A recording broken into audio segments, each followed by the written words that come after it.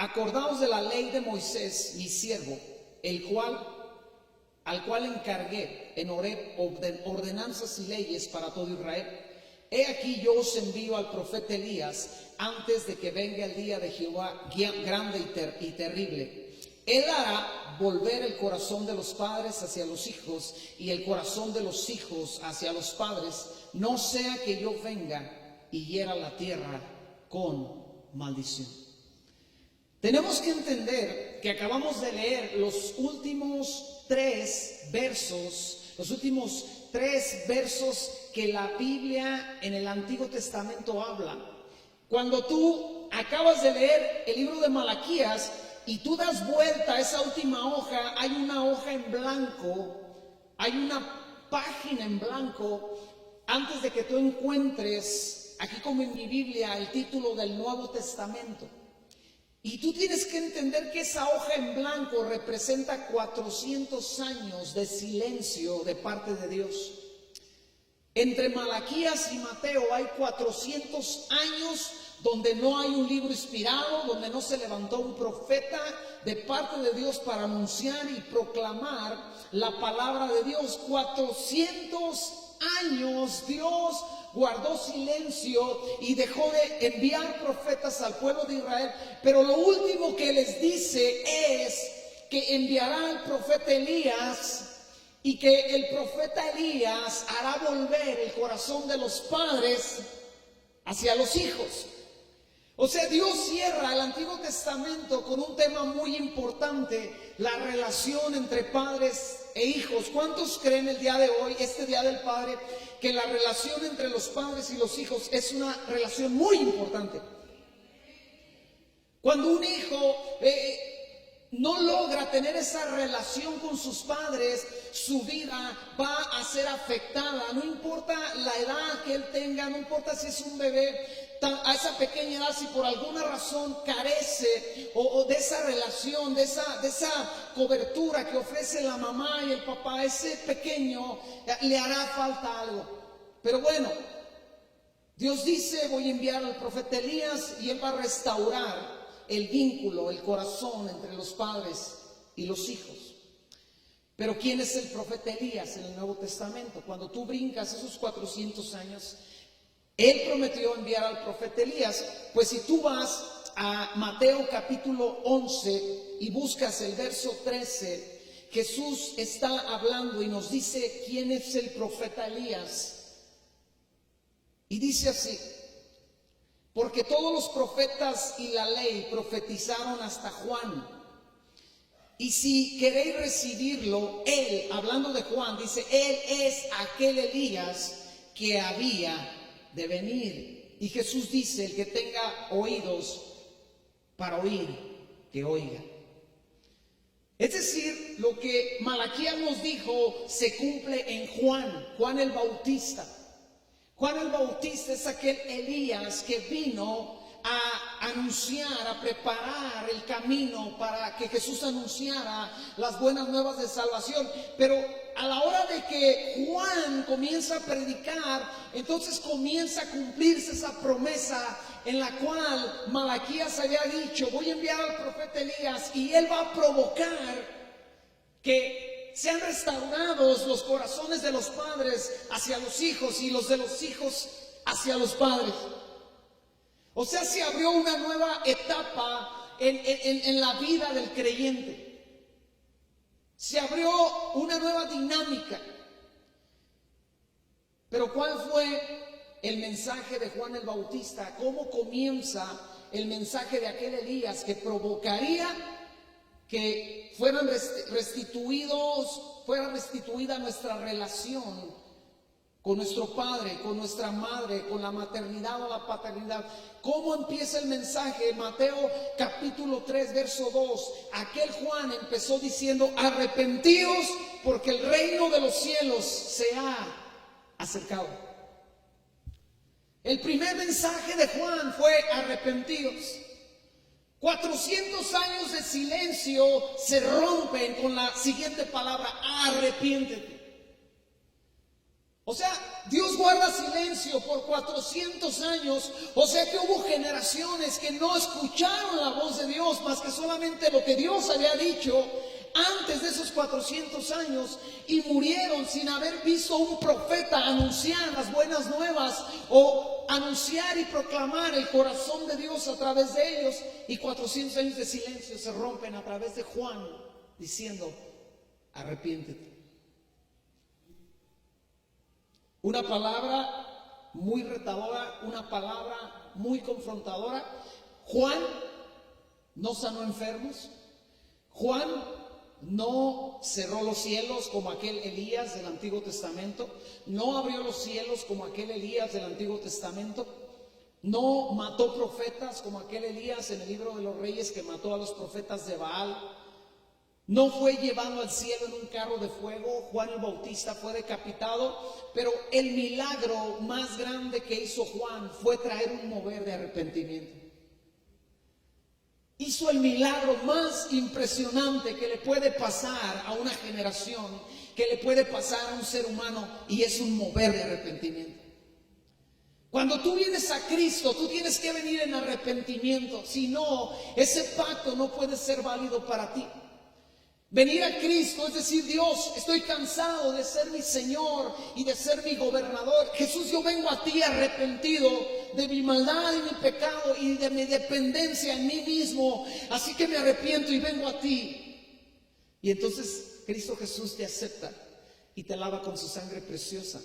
Te da vida eterna, te justifica delante del Padre, y entonces eres apto para venir a la presencia de Dios como el día de hoy estamos en la presencia de nuestro Padre Celestial. Y el resultado de ese arrepentimiento que comenzó con la proclamación, con el mensaje de Juan el Bautista, sería o fue la restauración de los corazones entre los padres y los hijos. Y esta restauración incluye o comienza con la restauración de nosotros con nuestro Padre Celestial. La Biblia dice que tú y yo éramos enemigos de Dios, pero que fuimos reconciliados a través de la sangre de Cristo. Tú y yo no nos podíamos acercar a nuestro Padre Celestial porque éramos pecadores, porque teníamos una deuda, porque Él es santo y nosotros no teníamos santidad en nuestra vida. Y ese mover de restauración hacia la relación padres e hijos nos abrió la oportunidad de restaurar la relación más importante que todo ser humano tiene, que es con su Padre Celestial. A través del Espíritu Santo, a través de la sangre del Cordero, pero finalmente esa sangre del Cordero me lleva a ese lugar santo donde habita el Padre Celestial y yo puedo hablar con Él, porque a partir de que fui rescatado por Jesús, ahora tengo una amistad con el Padre Celestial. Jesús dijo en Juan, salud, 14:6, Juan 14:6, yo soy el camino, la verdad y la vida. Nadie viene al Padre sino por mí. Y escucha, esto nos da un principio. Una relación rota provoca o da como resultado que ambas partes dejen de recibir lo que la relación les permitía recibir. Una relación rota provoca que dejemos de recibir o de dar. Di conmigo, cuando rompo una relación, dejo de recibir o dejo de dar en esa relación. O puede que reciba o dé, pero ya no es de la forma sana y correcta. Te doy un ejemplo. ¿Qué pasa cuando tú rompes una relación con tu vecino por la razón que sea? Tú dejas de recibir los buenos días o dejas de recibirlos de una manera adecuada. Ya es buenos días, como ¿por qué no te mueres? ¿No? En vez de aquel vecino que, como los que nosotros tenemos solamente una casa que colinda con nosotros, son unas vecinas, una señora y su hija, ella es viuda, y su hija dice que es la hija que se coló con nosotros, la hija adoptiva, el pilón. porque va mucho a la casa, tiene la chava esta tiene 22 años y va mucho a la casa y tenemos buenos vecinos. Y cuando yo me encuentro a la vecina, don Alejandro, buenos días señora Irma, ¿cómo está? Pero si nuestra relación se rompe, yo dejaré de recibir esos buenos días que bendicen mi vida. Dejas de recibir un beneficio económico o dejas de recibir ese beneficio económico como deberías de recibirlo. Cuando hay una ruptura de un matrimonio, ¿verdad? El papá ya no da aquel dinero de la forma como debería de darlo, ¿verdad? Que llega a su casa y yo entiendo esta parte de la paternidad porque ya me tocó vivirla, la estoy viviendo. Yo recuerdo a mi papá cuando llegaba con la fruta a la casa y yo lo veía sonreír, yo lo veía contento y luego nos pelaba aquella sandía, aquella piña, aquella papaya o mango, lo que fuera, y él disfrutaba más ver cómo comíamos. Bueno, ni comíamos, tragábamos. Y yo descubrí que es algo sensacional cuando tú llegas con la fruta preferida de tus hijos, llegas con aquella sandía, la pelas y te sientas y no importa qué tanto la estás disfrutando, disfrutas más ver cómo tus hijos se chorrean, escurren y se sirven más y más aunque dejan un huesero por todos lados. Pero cuando esa relación se rompe, esos hijos dejan de recibir ese beneficio económico de una forma correcta. Tal vez lo reciben, pero es porque la ley le está torciendo la mano a ese papá, porque si no lo mete a la cárcel. Un beneficio económico puede ser un beneficio espiritual, puede ser un beneficio emocional. Las relaciones nos permiten dar y recibir. Dile conmigo, una relación me permite dar y recibir. Dile, hola hermano, una relación nos permite dar y recibir. Dile, hola hermano, carnal, aunque sea tu carnal y te acabas de pelear ahí en casa, tal vez. Ahora, en resumen, esto era nuestra condición, esto fue lo que te pasó a ti y me pasó a mí. Nuestra relación con el Padre estaba rota, con el Padre Celestial. Adán nos dejó una tremenda bronca. Yo cuando llegue al cielo me voy a aventar un café con Adán. Voy a hacer varias cosas que quiero hacer llegando allá, que anhelo hacer, pero en determinado momento le voy a decir al Padre, Padre, ¿dónde está Adán? Yo quiero platicar con Adán. Y lo bueno que no vamos a pelear, no vamos a platicar, porque allá va a ser puro amor, ¿verdad? No vamos a poder morder unos con otros. Pero Él nos dejó una tremenda bronca, Él nos dejó con una herencia caída delante del Padre, con un pecado que no nos permitía acercarnos al Padre. Pero entonces vino Juan, y Juan el Bautista preparó el camino para Jesús, para el Mesías. Provocó un mover de arrepentimiento después de 400 años de silencio de parte de Dios. Él provocó, su mensaje provocó que la gente quisiera dejar su pecado y que viniera a meterse a las aguas en un bautismo de arrepentimiento. El bautismo de Juan es un bautismo de arrepentimiento. ¿Qué quiere decir arrepentimiento? Arrepentimiento no es remordimiento. Arrepentimiento es voy ahí y voy a adueñarme de ese florero que no es mío, pero me arrepiento y digo, no, no es correcto, y me voy hacia otro lado.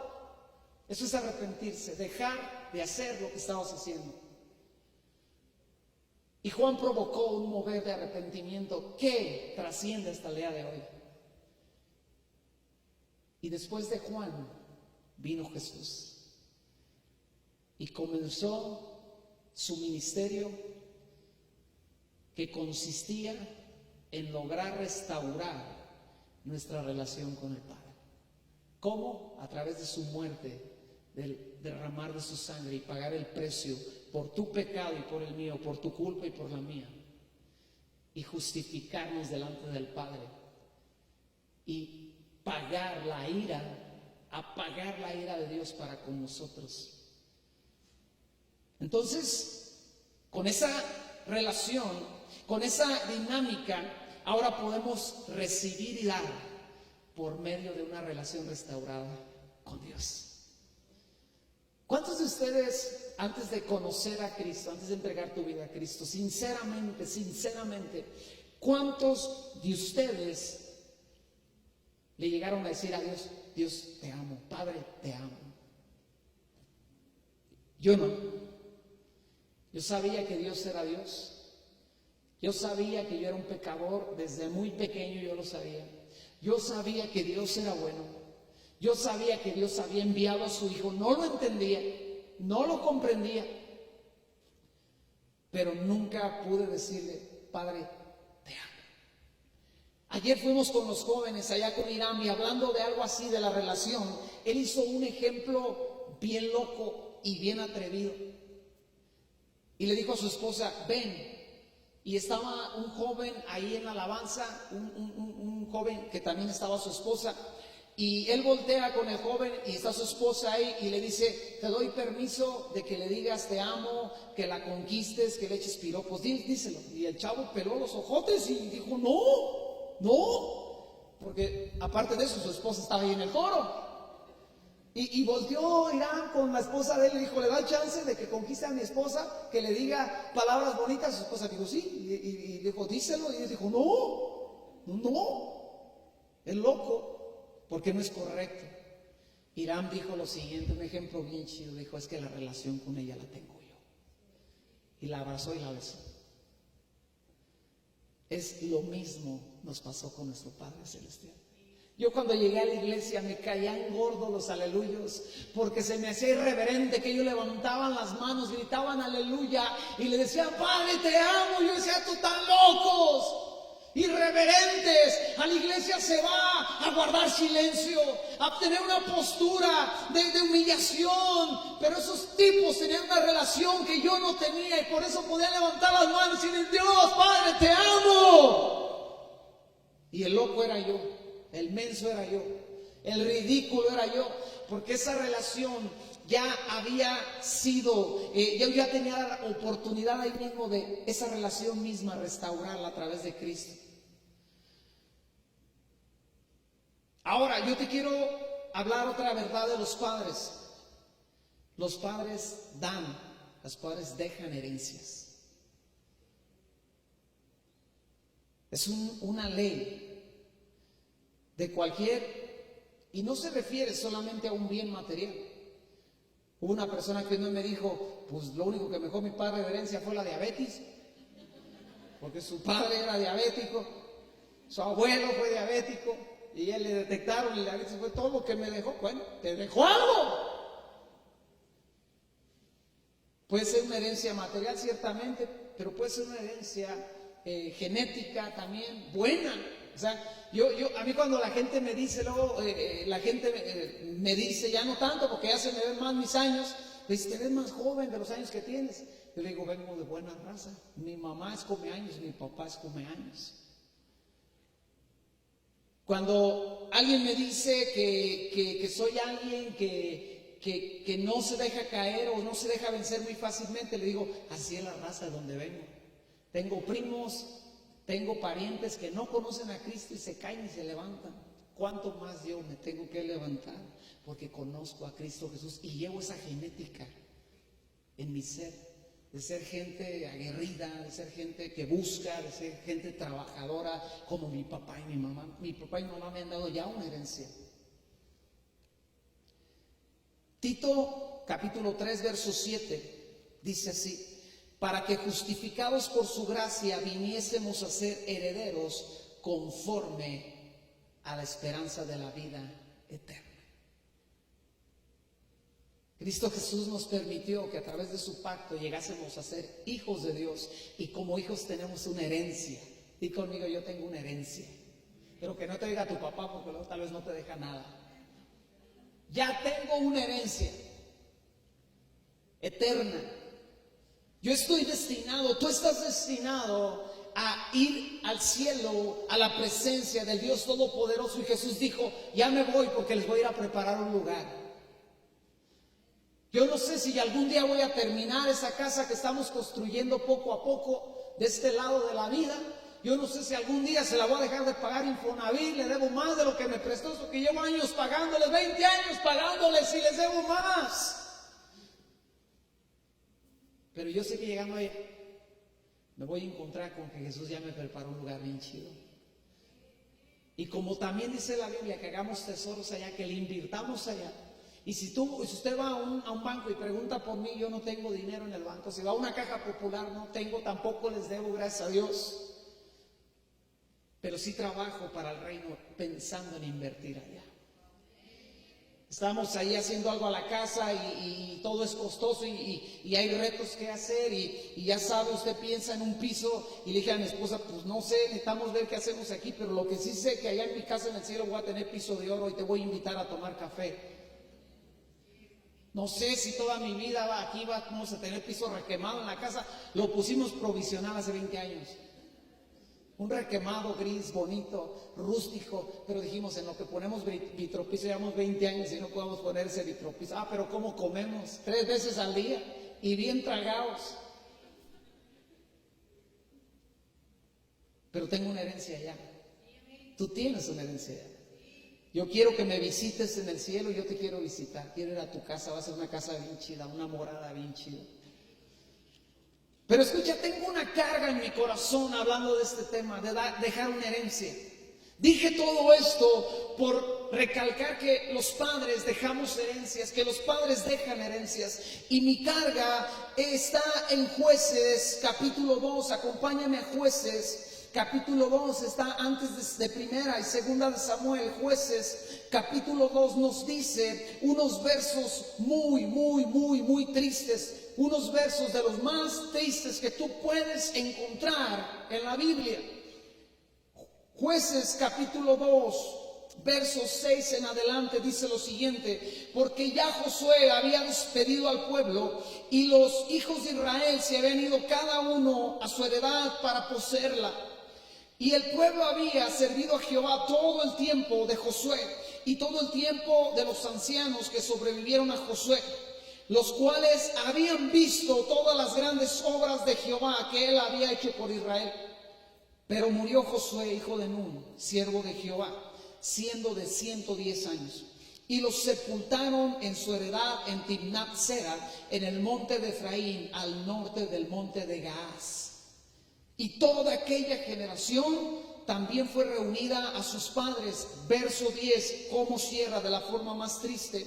Y se levantó después de ellos otra generación que no conocía a Jehová ni la obra que él había hecho por Israel.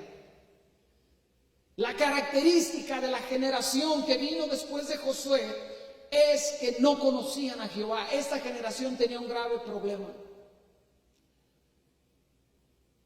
Y yo tengo una carga en estos días porque yo no quiero, el día que yo me vaya, que no llevo prisa, Señor, dejar después de mí a alguien que no conoce al Señor. Ellos, por alguna razón, Josué y su generación no lograron entregar la herencia más importante que una generación puede heredar a otra generación. Y esta herencia es el ser una generación que conoce a Dios. Piénsalo, les dejaron bien ricos, les dejaron bien poderosos, los dejaron siendo amos en vez de esclavos, los dejaron en la mejor tierra que había sobre la tierra. Dios le dijo, los voy a llevar a una tierra que fluye leche y miel, literalmente una tierra de abundancia. Tenían viñedos, tenían casas que no habían construido, que habían conquistado, tenían pozos que ellos no habían cavado, pero el agua no les faltaba. Dios les dio todo, llegaron ahí. Ellos pasan de esta vida. Josué vive 110 años, pero por alguna razón no logra que su generación que le seguía lograse conocer al Dios que él conoció y la obra que Dios hizo por él y por toda su generación. Ayer yo predicaba esto con los jóvenes porque me tocó predicar el día de ayer y yo les predicaba acerca de estos versos.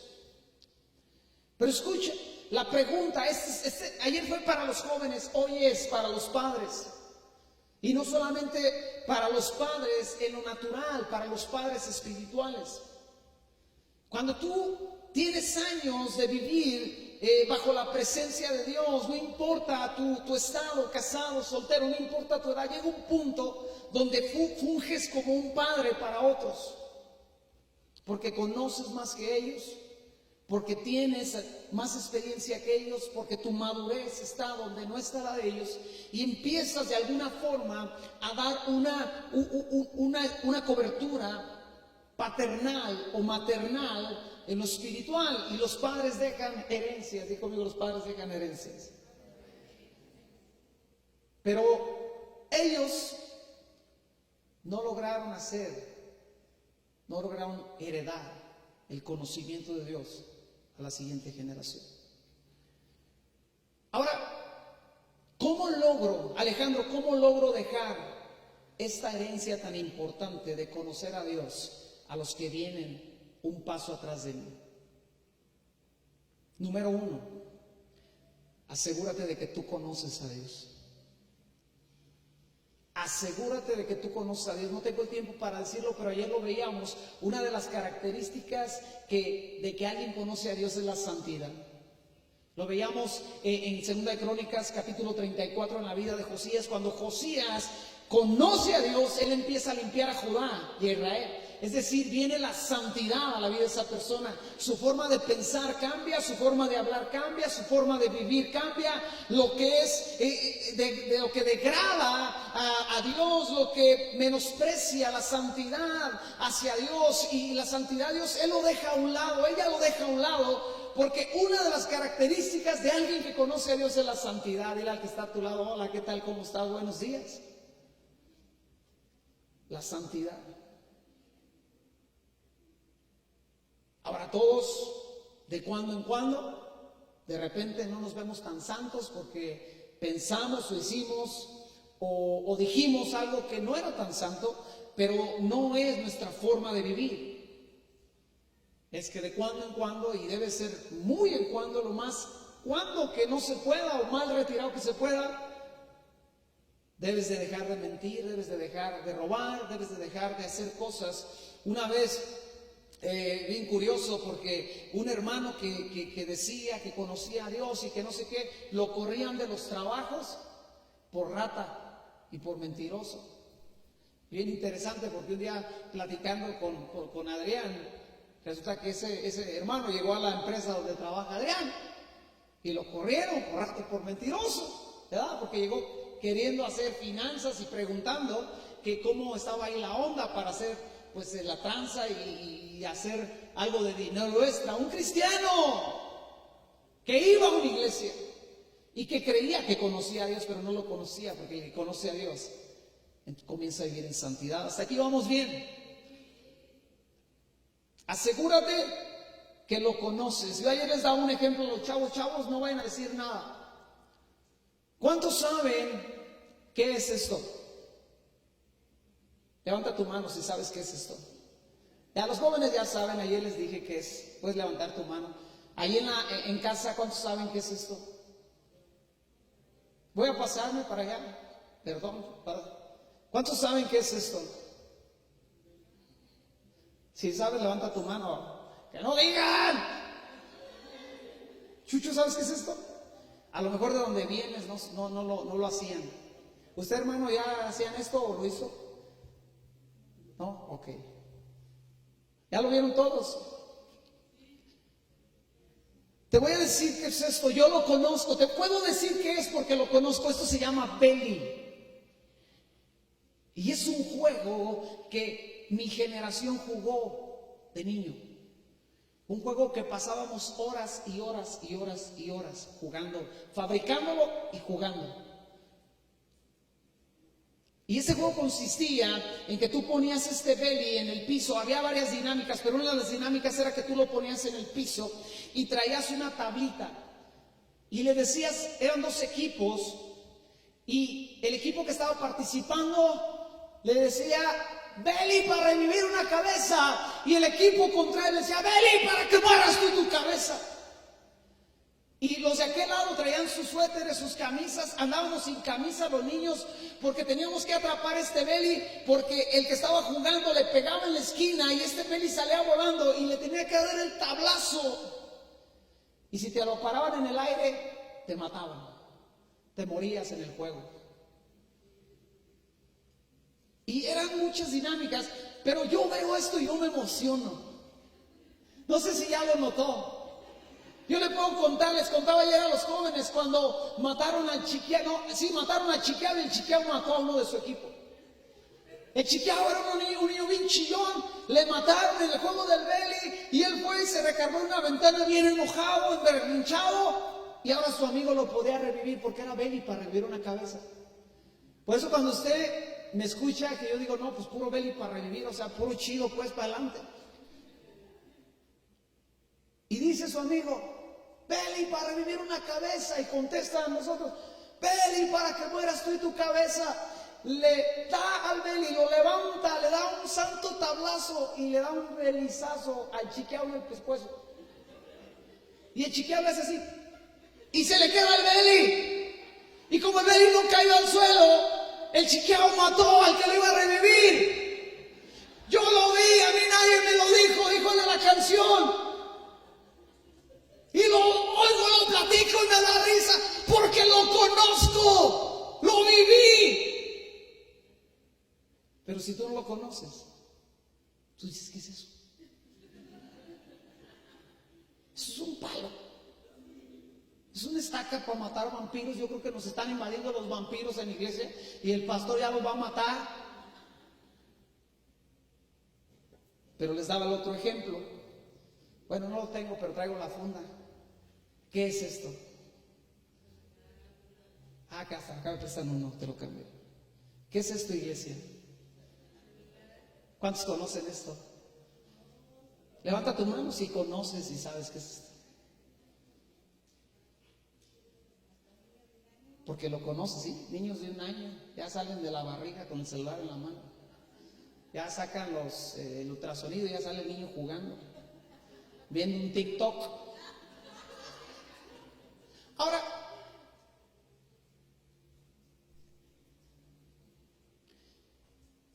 escucha, asegúrate de que conoces a Dios. Asegúrate de que lo conoces. Que cuando hablas de Él o oyes de Él, te emocionas. Y tu corazón palpita.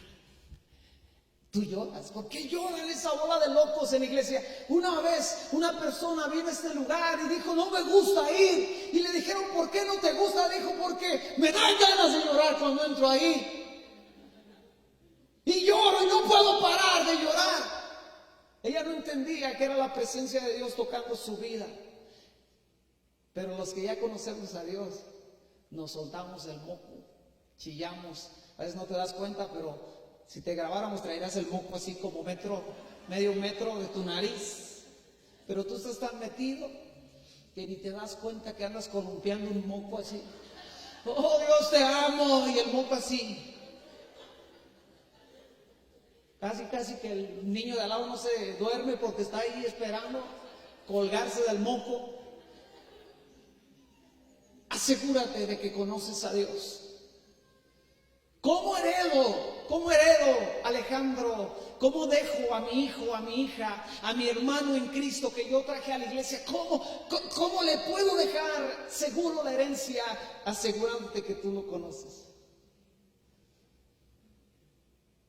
Pero ¿cómo lo hago?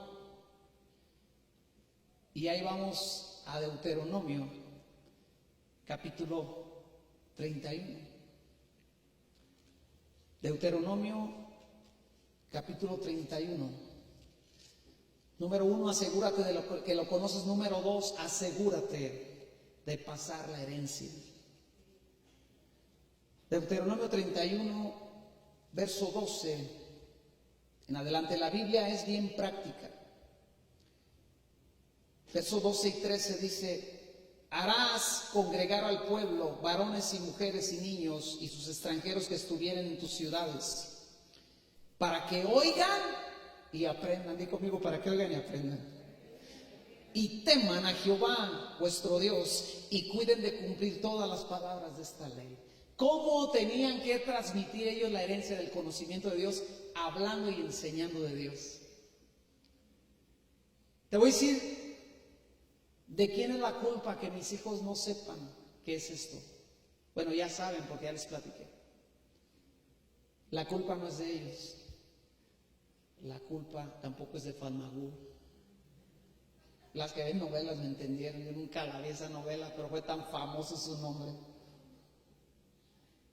Es mi culpa.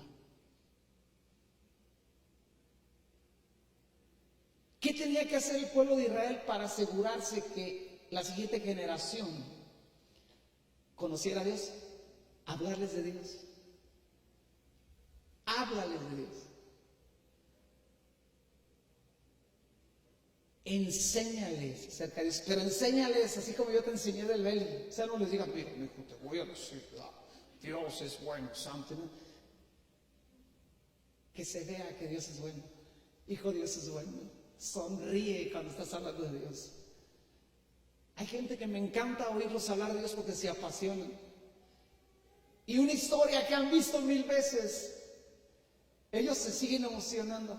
Yo leo y me meto a la historia de 1 Samuel capítulo 17, cuando David mata al gigante, y la leo y muchas veces acabo llorando porque se me hace impresionante cómo Dios usó a un chavito. Y algo que me llama la atención es que dice la Biblia que cuando ese gigantón se le dejó venir a David, David agarró su onda. Yo me imagino en mi mente el sonido de aquella arma, fum, fum, fum, fum. Y fácatela, le lanza la roca. Y también me imagino cómo sonó cuando se le metió en la cabeza. Cómo truena, cuando sigue un mazapán, cómo suena. ¿Usted se imagina cuando esa piedra le incrusta en la frente? Y me emociona cuando dice la Biblia que cayó de bruces.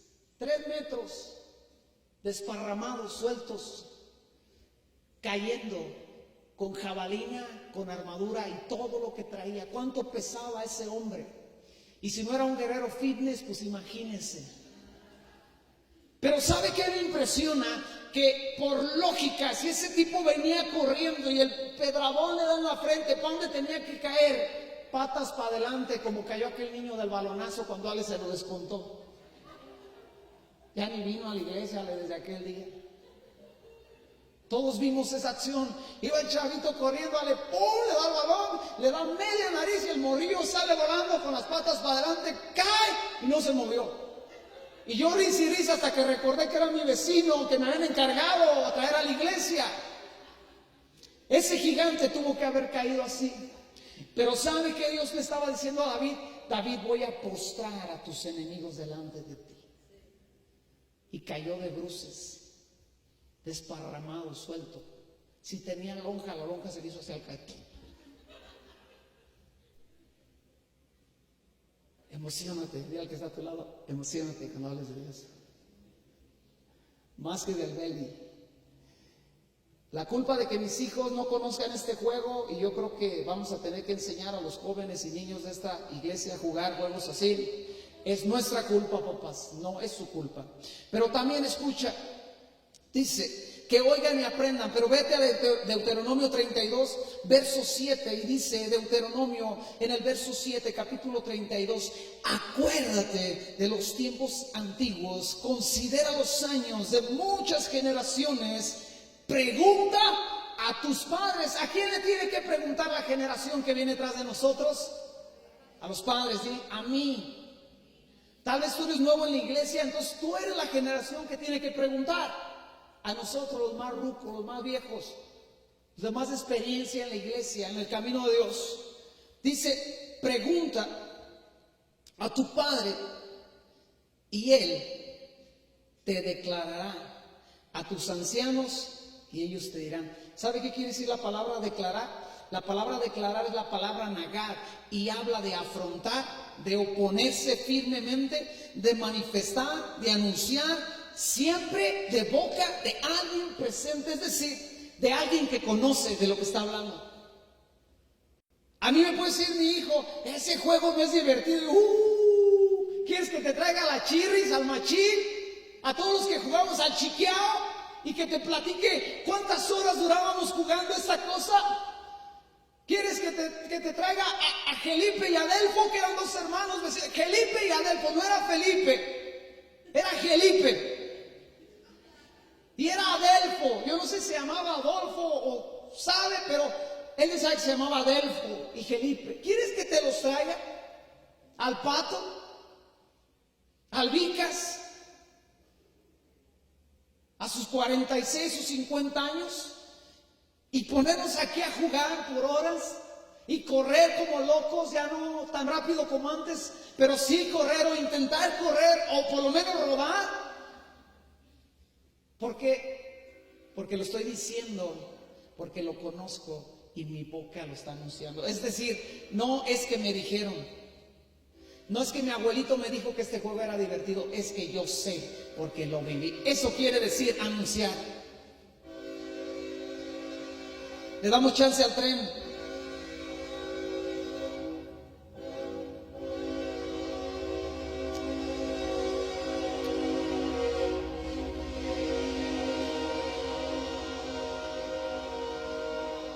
Pero ¿cuándo vamos a hacer esto? Cuando nuestros hijos nos pregunten. ¿Saben en qué sí tiene la culpa la generación que nos sigue? Que no preguntan. O preguntan en lugares equivocados. ¿Quieres saber cómo es Dios? Me meto ahí en internet y le pregunto. Y sale un mafufo marihuano loco que dice que los que festejan la Navidad se van al infierno. Los he visto. Un loco mafufo que dice que conoce a Dios, pero dice que si algún cristiano festeja la Navidad, ya se va a ir al infierno. Y yo digo, a ver, espérate, le salí bien caro a Dios. Como para que tú, nada más porque hago una cena y una fogatita el día 24 para amanecer el domingo sin tomar, sin blasfemar, lo dedico a estar con mi familia y recordamos que Cristo Jesús vino a esta tierra y tú ya me quieres mandar al infierno. O sea, mi padre pagó todo por mí y tú por tu capricho ya me mandaste otra vez a la hoguera. Pregúntale, generación que vienes detrás de nosotros, pregúntale a quien sí lo conoce. Y en esta iglesia somos gente que busca a Dios y que conoce a Dios. ¿Sabemos todo? No, estamos aprendiendo. ¿Somos perfectos? No, somos un desastre en muchas cosas. Pero ese desastre está dentro de la santidad. No andamos robando, no andamos matando, no andamos engañando a la gente diciendo este Beli es traído de Jerusalén, Jesús jugó con este Beli, trae una ofrenda de tantos dólares y le vamos a hacer un agujero y te lo vas a colgar y no te va a tocar la muerte aunque Madame Azul la invoque sobre tu vida. No andamos haciendo eso, andamos proclamando y predicando la verdad. Deuteronomio capítulo 6, con esto acabo para que se vayan a la casa de Richie a celebrar el Día del Padre. Ahí va a ser la reunión. Deuteronomio 6, capítulo 20, la Biblia es práctica, di conmigo, la Biblia es práctica y sencilla. Dice así el 20, mañana cuando te pregunte tu hijo diciendo, ¿qué significan los testimonios, estatutos y decretos que Jehová nuestro Dios nos manda? Entonces dirás a tu hijo, nosotros éramos siervos de Faraón en Egipto y Jehová nos sacó de Egipto con mano poderosa. Jehová hizo señales y milagros grandes y terribles en Egipto sobre Faraón y sobre toda su casa delante de nuestros ojos y nos sacó de allá para traernos para darnos la tierra que juró a nuestros padres. Y nos mandó Jehová que cumpliéramos todos estos estatutos y que temamos a Jehová nuestro Dios para que nos vaya bien todos los días, para que nos conserve la vida como hasta hoy. Y tendremos justicia cuando cuidemos de poner por obra todos sus mandamientos delante de Jehová nuestro Dios, como Él nos los ha mandado. Pero yo me imagino al papá contándole esta historia a su hijo. Pues dicen, cuenta la leyenda, hijo, yo no sé si sea neta. Pero que dicen que Dios abrió el mar. Y el niño, papá, si será cierto. Pues yo no sé, ese tipo no conocía a Dios. Porque un papá que conoce a Dios le dice, hijo, te voy a contar una historia impresionante. El pueblo al cual yo pertenezco fue rescatado de las garras del infierno a través de la sangre del Cordero. Y un padre que conoce a Dios le va a decir a su hijo: yo era un borracho, yo era un alcohólico, o tal vez no eras eso, pero eras un neurótico, o eras un deprimido, o eras alguien que vivía bajo la amenaza del diablo todo el tiempo. Y tú le vas a contar a tu hijo: pero Dios vino a mi rescate, Dios me rescató. Y aquel borracho que se orinó allá en la avenida Madero en un puesto de revistas a las 8 de la noche, cuando más pasa gente, aquel hombre ahora predica el evangelio porque Dios lo lavó y lo redimió, porque Cristo murió por sus pecados y le dio una herencia y una esperanza viva, no solo para esta vida, sino para la eternidad. Yo no me imagino a Richie diciendo: Dios me salvó de lo que era. Yo veo un Richie que le brillan los ojos cada vez que recuerda dónde lo sacó Dios. Y él está dejando una herencia. Amada iglesia, es nuestra responsabilidad la herencia que le vamos a dar a la gente que cruce esa puerta por primera vez y que no conoce a Dios. Nos ponemos de pie. Si hay algún papá a tu lado, dile: felicidades, papá. Si le puedes abrazar, abrázalo. Si es tu marido, dile: te amo. Aunque no te hice nada de comer, pero ahorita te compro un pollo. Espero que este mensaje haya bendecido tu vida. A los que están aquí, a los que están en casa, les debo un día de juegos de estos. Nos vamos a poner de acuerdo, yo creo, y vamos a jugar juegos de ese tipo y vamos a enseñar a nuestros jóvenes. Y la culpa de que tu hijo conozca más el celular que otra cosa que edifique más, no es culpa de ellos, es nuestra culpa. Tus hijos no pagan el internet. Tus hijos no tienen el dinero para traer ese celular tan caro, más caro que el que tú traes. Lo traen porque tú se lo compraste. Y lo usan tanto porque no se lo restringimos. Y es la herencia que le estamos dejando. Así que, amada generación, que vamos un paso adelante, dejémosles una buena herencia, la mejor de todas, que conozcan al Señor. Inclinamos nuestro rostro. Padre Dios, gracias por este día, gracias por cada papá, gracias por esta iglesia y todas las iglesias que hay en esta ciudad, Padre, que veneran tu nombre y que te buscan. Cada congregación, Dios, bendecimos tu nombre. Padre, gracias en este día, levantamos manos a ti y te decimos gracias por ser nuestro Padre, nuestro papito lindo, nuestro amado Padre, nuestro Dios y Padre, con el cual tenemos una relación viva al día de hoy. Te bendecimos desde aquí, Padre, y pedimos que tú nos bendigas grandemente en este día, que la mesa esté abundante en todas las casas, que los padres sean honrados y que haya reconciliación, Señor, en las relaciones padres e hijos. Trae la gracia, Dios, te lo pedimos todos juntos en el nombre de Jesús. Dale un grito a Dios de gozo, de júbilo, un aplauso, porque Él es bueno y